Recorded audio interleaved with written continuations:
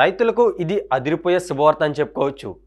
దేశీ కేంద్ర bank reserve bank of India RBI Kisan credit card నిబంధనలో భారీ మార్పులకు శ్రీకారం చుట్టింది. సాగు రంగంలో వస్తున్న మార్పులను దృష్టిలో ఉంచుకొని పాత మార్గదర్శకాలను సవరించాలని నిర్ణయించింది.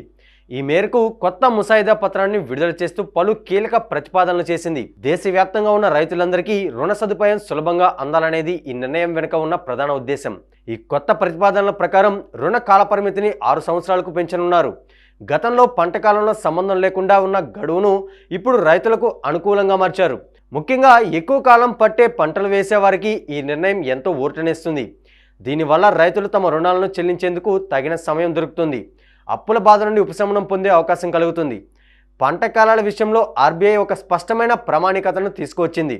తక్కువ కాలంలో చేతికి వచ్చే పంటల చక్రాన్ని 12 నెలలుగా నిర్ణయించారు. అలాగే ఎక్కువ కాలం పట్టే పంటల గడువును 18 నెలలుగా ఖరారు చేశారు. దీనివల్ల బ్యాంకుల రుణాలను మంజూరు చేసే సమయంలో ఎటువంటి గందరగోళం ఉండదు.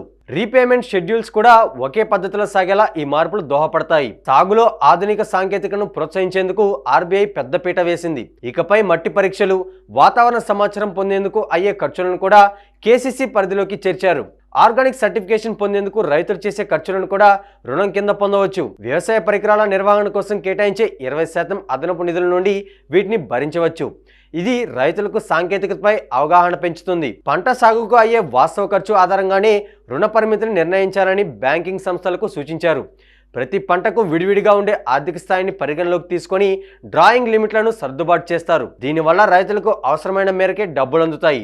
అనవసరమైన ఆర్థిక భారం పడకుండా సాగు పనులకు ఆటంకం కలగకుండా ఈ విధానం ఉపయోగపడుతుంది. ఈ ముసాయిదా మార్గదర్శకాలపై ప్రజల నుండి అభిప్రాయాలను కోరుతున్నారు. బ్యాంకులు, ఆర్థిక సంస్థలు, వ్యవసాయ రంగ నిపుణులు మార్చి 6, 2026 లోపు తమ సూచనలను పంపవచ్చు.